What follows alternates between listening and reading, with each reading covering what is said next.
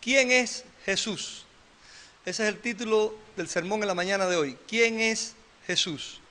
Vamos al libro de Hebreos capítulo 1, donde la escritura allí en los primeros 3 versículos dice, primeros 4 versículos, Dios, habiendo hablado muchas veces y de muchas maneras en otros tiempos a los padres por los profetas, en estos postreros días nos ha hablado por el Hijo, a quien constituyó heredero de todo y por quien asimismo hizo el universo, el cual, siendo el resplandor de su gloria y la imagen misma de su sustancia, y quien sustenta todas las cosas con la palabra de su poder, habiendo efectuado la purificación de nuestros pecados por medio de sí mismo, se sentó a la diestra de la majestad en las alturas, hecho tanto superior a los ángeles, cuanto heredó más excelente nombre que ellos.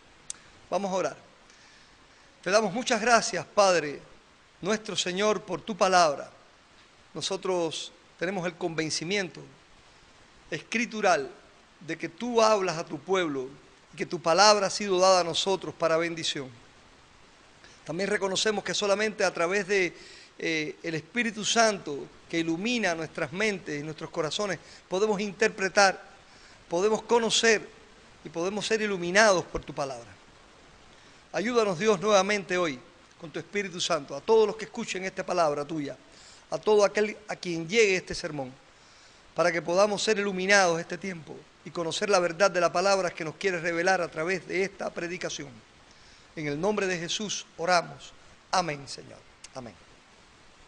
¿Quién es Jesús?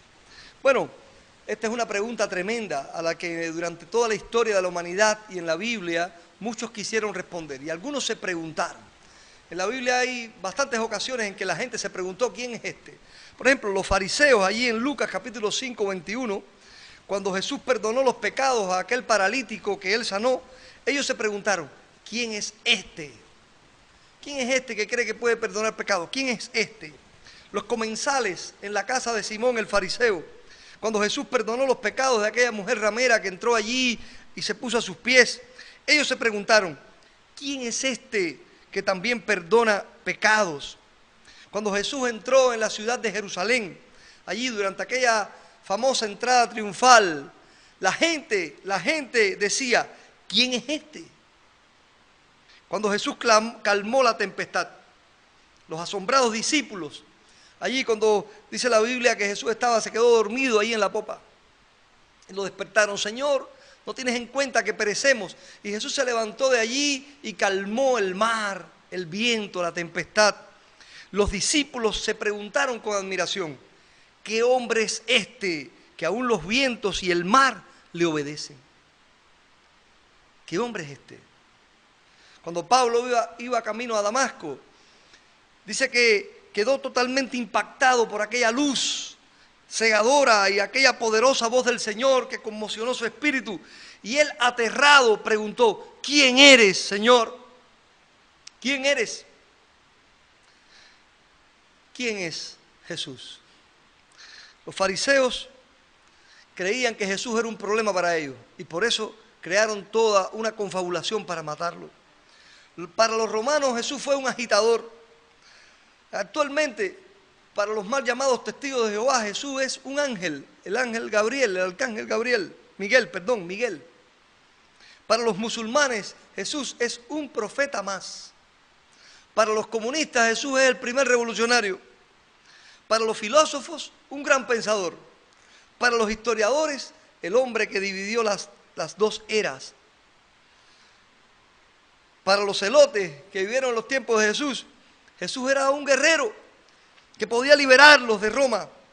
La historia del cristianismo, hermano, está llena de gente queriendo responder a esta pregunta desde su propia perspectiva. ¿Quién es Jesús? Pero los cristianos honestos solo podemos dar respuesta a esta interesante y definitiva pregunta a través de la palabra de Dios. Nosotros creemos que lo único que puede responder esa pregunta es la Biblia. ¿Quién es Jesús? ¿Quién es Jesús? Y esto puede ser algo tremendamente determinante en la vida de un cristiano. ¿Qué dice Dios que es Jesús? ¿Qué importancia tiene eso para nosotros? De lo que yo vengo a hablar a través de este pasaje de la Biblia hoy es que la identidad de Jesús es primordial para los que tenemos una relación con el Padre a través de Él. Para todos nosotros que tenemos una relación con nuestro Padre Celestial a través de Jesucristo, es primordial entender quién es Jesús. ¿Quién es Jesús? Entonces, ¿quién es? El primero que encontramos en este pasaje de la Biblia es que Jesús es la voz de Dios. Dice allí, Dios, habiendo hablado muchas veces y de muchas maneras en otros tiempos a los padres por los profetas, en estos postreros días nos ha hablado por el Hijo. Jesús, la Biblia lo llama el Logos de Dios. El logo es una palabra griega que significa verbo, el verbo. Y allí en el capítulo 1, versículo 1 del Evangelio de Juan, dice, en el principio era el verbo, era la palabra. Ahí la palabra es logos. Ahí el logos es un verbo, como todos los verbos, que significa la acción de Dios. El verbo es la acción. Y la palabra logos tiene una tremenda importancia en la Biblia. Tengo un amigo, compañero mío de año en el seminario, Leonides Ramírez Odelín, hizo una tesis magnífica sobre la palabra logos. Y dice, yo pensé que podía hacer una tesis de 100 páginas, pero tuve que cortar porque podía hacer miles de páginas hablando de lo que significa y la importancia que tiene la palabra logos atribuida a Jesucristo. Él es la palabra y la palabra estaba con Dios y la palabra era Dios. El logo, la acción de Dios. Jesús es la palabra de Dios. Él, dice allí Juan también, capítulo 1 y 18, Él le ha dado a conocer. La Biblia dice, al Padre, a Dios nadie le ha visto jamás, pero Jesucristo, su Hijo, le ha dado a conocer. La palabra de Dios siempre ha estado presente en la historia de la humanidad. Que los hombres no la hayan visto, que no hayan querido escucharla, eso es otra circunstancia. Pero la palabra de Dios ha estado siempre presente en la historia de la humanidad. Dios ha hablado desde el principio. Siempre ha hablado. Por eso dice, Dios habiendo hablado muchas veces y de muchas maneras en otro tiempo. Dios habló, siempre ha hablado, siempre ha hablado. Siempre ha hablado porque Dios ha estado interesado en comunicarse con el ser humano. Desde la creación de Adán se comunicó con los seres humanos. Dios nos ha hablado por la llamada revelación natural y revelación especial. Así le hemos llamado, se le llaman los teólogos. La revelación natural es la creación misma. Los cielos cuentan la gloria de Dios. El firmamento anuncia la obra de sus manos. Dios habla a través de la creación. No hay justificación, dice Romanos ahí capítulo 1, versículo 20. No hay justificación, porque el eterno poder y deidad de Dios es claramente visible por las cosas hechas. Así que no hay excusa. El hombre sabe. Dios además ha escrito en la tabla de sus corazones, dice Romanos 2 ahí, la ley en el hombre natural. Hay una revelación natural de Dios, pero hay una revelación especial. Y la revelación especial viene desde, Dios ha hablado a través de los profetas, a través de la palabra de Dios, la Biblia, pero especialmente a través de su Hijo, quien es la revelación perfecta de Dios, quien es el logos y la palabra de Dios, por el que fueron creadas todas las cosas, dice la Biblia, el logos, la palabra de Dios. Así que nosotros tenemos esto, que tenemos que Dios habiendo hablado muchas veces y de muchas maneras, una palabra necesaria, una palabra precisa en estos postreros días. Claro, los postreros días para el escritor de la Biblia, para nosotros hace 2000 años atrás. En estos postreros días, bueno, ha hablado a través de su Hijo Jesucristo. Jesús contó la parábola de los labradores malvados ahí en Lucas 20, versículos del 9 al 18. Esa parábola tremenda en la que le dice que aquel dueño de aquellas tierras las dio unos labradores para sembrarlas. Y mandó a un criado allí a recoger. Y aquellas personas golpearon al criado, lo viraron para atrás aquel siervo, y no le pagaron lo que tenían que pagarle al amo, al Señor. Así que volvió a enviar a otro y también lo golpearon. Y entonces un día el Señor dijo, enviaré a mi hijo. Enviaré a mi hijo para tal vez lo respeten. Y cuando los labradores malvados vieron que era el hijo, dijeron, este es el heredero, matémosle y nos vamos a quedar con este lugar. Y mataron al hijo. Jesús contó esa parábola. Y esa parábola tenía un significado con respecto a los profetas que Dios había enviado a hablar a la humanidad, a su pueblo Israel por siglos. Dios había enviado profetas y ellos habían golpeado y matado a los profetas. Pero Dios envió a su Hijo. Tal vez lo escuchen a Él, pero ellos lo mataron. Lo mataron. Dios envió a su Hijo. Jesús es el punto más elevado de la revelación de Dios. Sí, Él mandó profeta, Él reveló la Escritura, pero el punto más elevado de la revelación especial de Dios es Jesucristo mismo, enviado por Dios. Él es la palabra de Dios. El comentario bíblico siglo XXI sobre este pasaje dice: Dios ha hablado decisivamente por los profetas y ha revelado plena y definitivamente su personalidad y su voluntad por su Hijo Jesucristo. La revelación concluyente ha venido, dice este comentario, por Jesucristo. La revelación concluyente ha venido por Jesucristo. Hermanos, el Hijo Jesucristo revela en su palabra a Dios. Todo lo que Él habló revelaba a Dios. Él enseñó la verdad absoluta de Dios. Él habló la palabra de Dios completamente. Toda palabra que salía de su boca era palabra de Dios.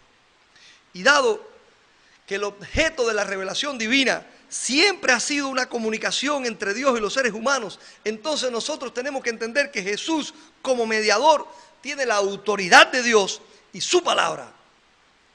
Y su palabra. Hermanos, los seres humanos fuimos creados para comunicarnos. Comunicarnos primeramente con Dios, comunicarnos entre nosotros. Para comunicarnos con Dios necesitamos la palabra. Por eso Dios dijo por boca de Moisés y también por boca de Jesús después: no solo de pan vivirá el hombre, sino de toda palabra que sale de la boca de Dios.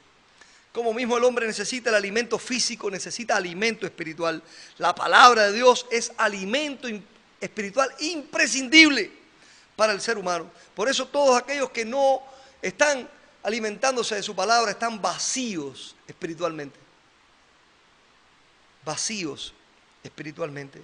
La palabra como alimento espiritual es algo importantísimo en la vida de todo ser humano. ¿Cuánto más el creyente? ¿Cuánto más nosotros? Bueno, pues déjeme decirle algo. Sin Jesús no habría posibilidad de comunicación con Dios, porque Él es el mediador que permite un diálogo con Dios. La Biblia nos enseña esa gran verdad. No hay manera, el hombre pecador no puede conversar, no puede comunicarse con Dios, solamente puede hacerlo a través de un mediador. Job llegó a esa conclusión.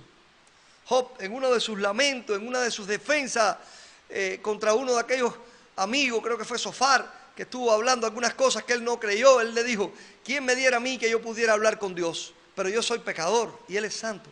Necesitaría un árbitro. Él llegó a esa conclusión por sí mismo. Necesito un árbitro, alguien que pueda mediar entre Dios y yo. Jesucristo es el único que puede, hermano. Él nos trae la palabra de Dios y Él lleva nuestras palabras a Dios. Dios ha hablado. Dios habla todavía hoy. Jesús es la voz de Dios para la revelación. Él es la palabra. Él es el principio. Él en el principio era la palabra de Dios. Y la palabra de Dios estaba con Él. Y la palabra de Dios era Él. Era Dios. La identidad de Jesús, hermano, es primordial.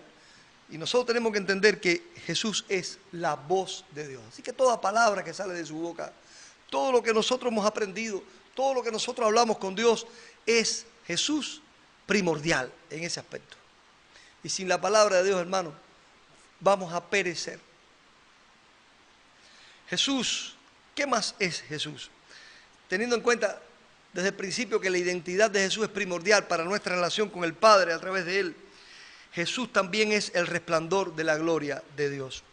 Dice el versículo 2b al 3a y después el 4, dice así: a quien constituyó heredero de todo y por quien asimismo hizo el universo, el cual, siendo el resplandor de su gloria y la imagen misma de su sustancia.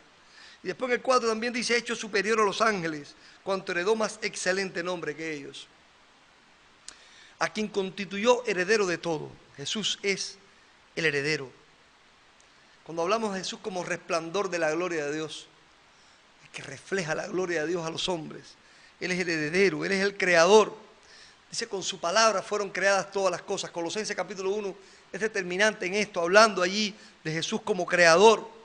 Por Él fueron hechas todas las cosas. Él es el resplandor de la gloria de Dios. La gloria de Dios es visible a nosotros solamente por Jesucristo. Si no, no pudiéramos verla. Él es la imagen misma de su sustancia. ¿Qué significa eso? Eso es algo así como la expresión exacta de su naturaleza. Así traducen otros textos bíblicos. Expresión exacta de la naturaleza de Dios. Colosenses 1:16 dice, porque por Él fueron creadas todas las cosas.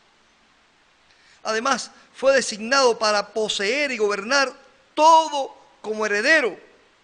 Como dice el versículo 3, el cual siendo el resplandor de su gloria y la imagen misma de su sustancia. El Hijo revela en su persona, no solo en su palabra, sino también en su persona, cómo es Dios realmente. Por eso el versículo 4 dice, hecho superior a los ángeles, para que no me lo estén comparando con ángeles. Hermano, la divinidad de Jesús es clave para nuestra relación con Él. Jesús es Dios, y punto. Ahora, yo no voy a dar una clase de teología aquí, hablando de la divinidad, algo que ya creen ustedes, y que haría falta una clase o algo así.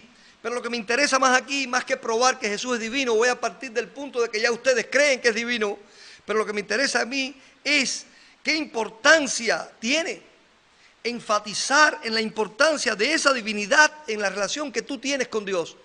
¿Qué importancia tiene que Jesús sea Dios y que no que sea un ángel en tu relación con Dios? Hermano, solo Dios puede salvar. Dice Dios Jehová y fuera de mí no hay quien salve en Isaías 40. Usted tal vez conozca incluso que Jesús tuvo 3 oficios en su relación y ministerio a los hombres: rey, sacerdote y profeta. El único que reúne esos 3 oficios es Jesucristo. En la Biblia hubo reyes incluso que fueron profetas como David, pero no fueron sacerdotes. Hubo sacerdotes que fueron profetas, pero no fueron reyes. Jesús fue rey, sacerdote y profeta. Son los 3 ministerios más importantes de la relación de Dios con el hombre. Son los 3 más importantes y Jesús solamente Él los poseía. Estos tres oficios tienen que ver con que nosotros necesitamos rey sobre nosotros, que guíe, que organice, que tenga autoridad. Un hombre que no tiene una autoridad sobre él es un desastre. La autoridad viene de parte de Dios. Necesitamos un sacerdote, necesitamos un profeta, necesitamos un sacerdote que interceda por nosotros ante Dios y necesitamos un profeta que nos diga la palabra de Dios. Cada rey, profeta y sacerdote en la Biblia lo fue por la gracia de Dios. Y Jesús es rey, sacerdote y profeta, queridos hermanos. ¿Saben? Cuando alguna persona en la Biblia fue rey o sacerdote o profeta, la Biblia dice con respecto a esto y con respecto también al templo y a tantas cosas, que eso era figura de Jesucristo, del verdadero. Si usted quiere leer ahí después Hebreos completo y especialmente capítulo 9, figura del verdadero. Figura, eran tipos de Cristo. Jesús es el rey, hermano, que tiene autoridad final. Es una importancia tremenda para nosotros. Jesús tiene la autoridad final y determinante sobre el destino humano y ejerce total dominio y autoridad sobre toda circunstancia humana. Él es rey sobre todos nosotros. Jehová reina y Jehová y Jesús son la misma persona. Él es el rey. Jesús es el perfecto sacerdote que ministra en la presencia misma de Dios, que no tiene que hacer sacrificios para purificarse primero a sí mismo como tenían que hacerlo aquellos sacerdotes, porque Él es perfecto y sin pecado. Él es el sacerdote que ministra para que nosotros podamos, hermano, tener una relación especial con Dios. Él traspasó los cielos, Él rompió el velo, traspasó los cielos y se ha sentado a la diestra de Dios e intercede por nosotros ante Dios. El oficio primordial del sacerdote. El primer oficio del sacerdote era interceder, enseñar la palabra al pueblo y ofrecer sacrificio por los pecados. Jesús fue el que ofreció el sacrificio ofreciéndose a sí mismo, hermano. Él es un sacerdote según la orden de Melquisedec, más perfecto que Aarón. Jesús además es el profeta. que trae toda la verdad de Dios completa. Completa. Los profetas hablaron fragmentos de la verdad de Dios. Jesús vino a completar el canon de la Escritura.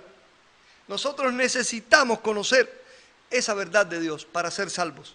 Sin dejar cabos sueltos, Jesús completó todo y lo llevó hasta el final.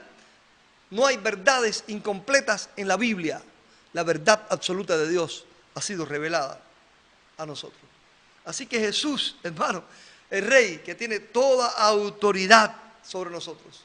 Toda. No es un rey que tiene autoridad en un estado. Hay un rey en España, de España, no de Cuba. Jesús es rey sobre toda la tierra, sobre todo ser humano en todo momento de la historia, porque no perece. Jesús es sacerdote que intercede por nosotros, no hay otro. Y Jesús es el profeta que trae la palabra de Dios a nosotros. Por eso la importancia de la divinidad de Jesús en cada una de estas cosas, hermano. Jesús es la voz de autoridad divina, absoluta en su reinado eterno. Él es la voz divina en perfecta que intercede por nosotros ante Dios en el sacerdocio. Y Él es la voz de la profecía con verdad absoluta en la que podemos confiar, creer y entregar nuestras vidas. La voz de autoridad absoluta que habla ante Dios y ante los hombres. Qué grande eres, Jesús. La voz con autoridad, rey, que habla ante Dios, sacerdote, y ante los hombres, profeta. Por eso necesitaba esos tres oficios, desde su divinidad. Porque si no, hermano, sí ejerce ese sacerdocio, pero lo puede perder.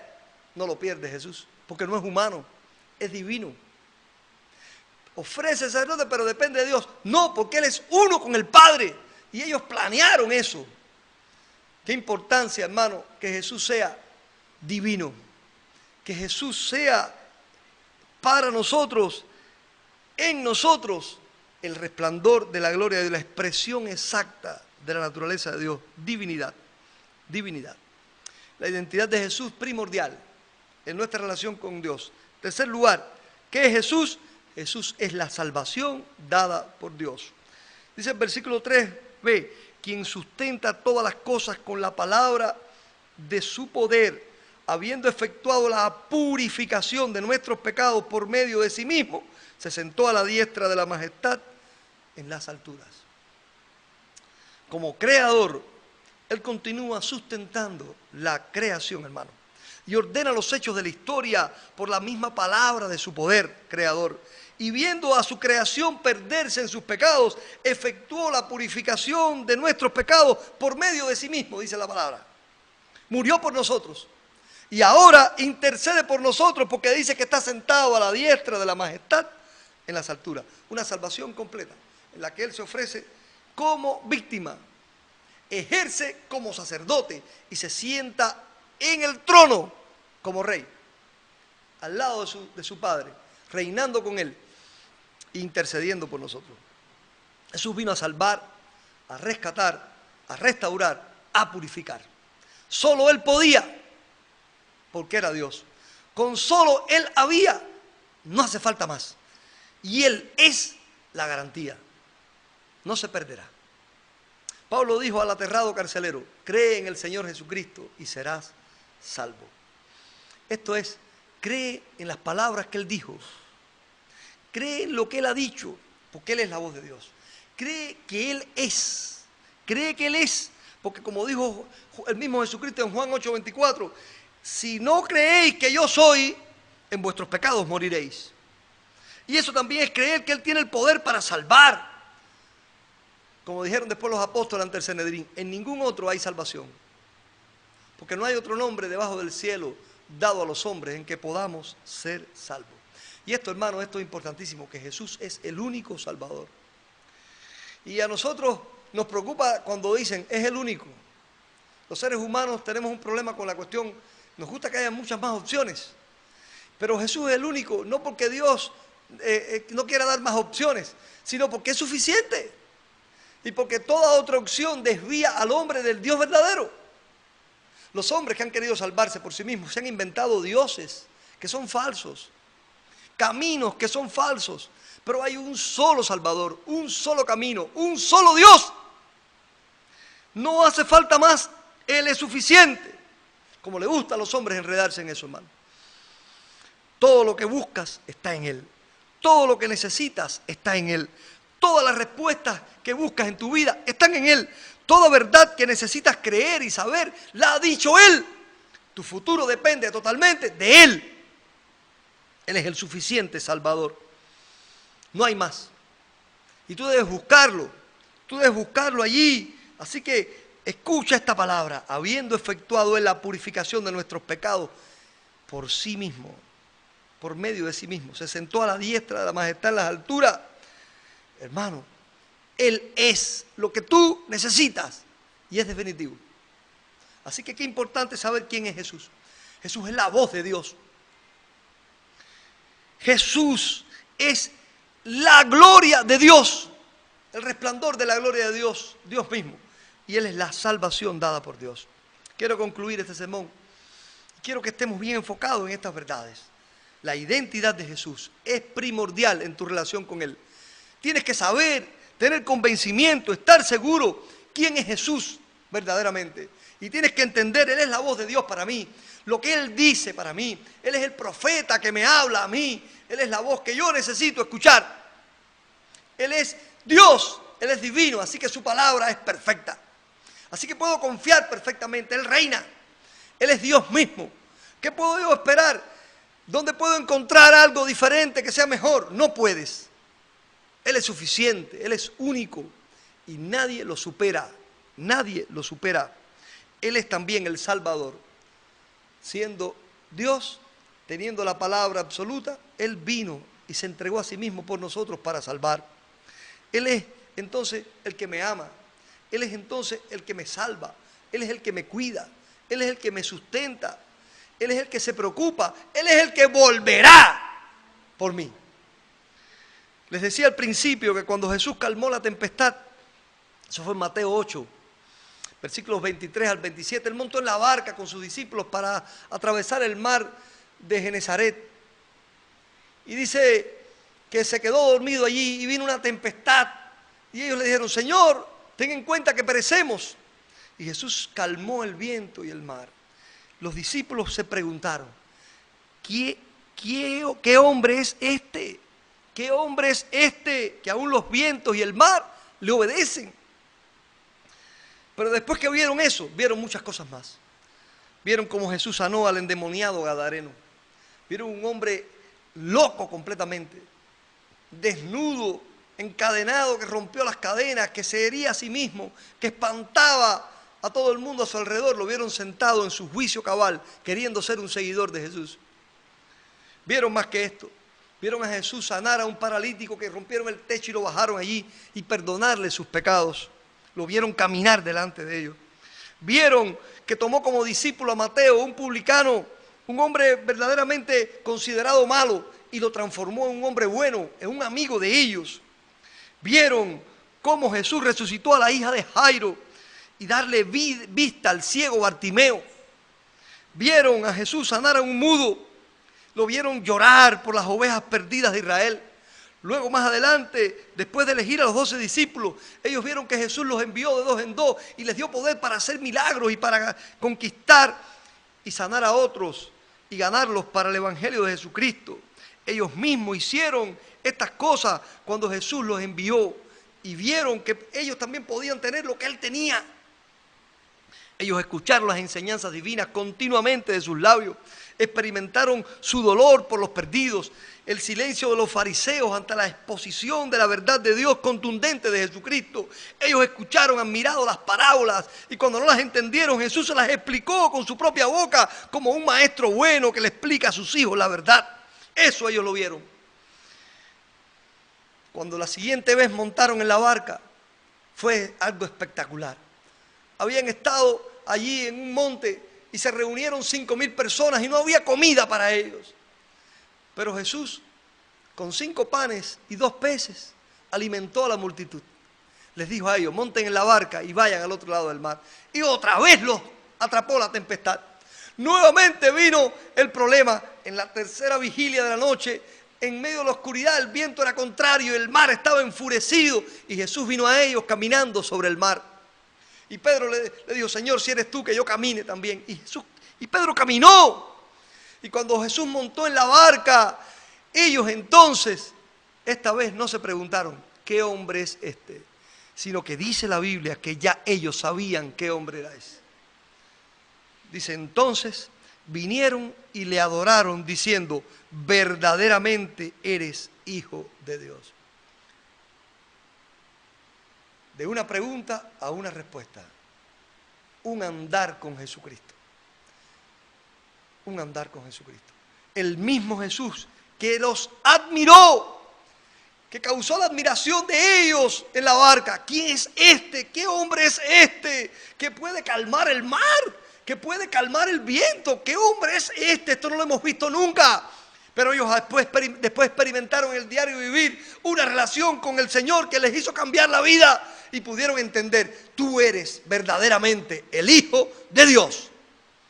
Y eso significa mucho, eres el Mesías que estábamos esperando, que venías a salvar. Eres la palabra de Dios a nosotros que dice la verdad, Eres el Salvador que nos restaura. Eres Dios mismo, porque cuando un judío decía Hijo de Dios, eso significaba, eres la divinidad.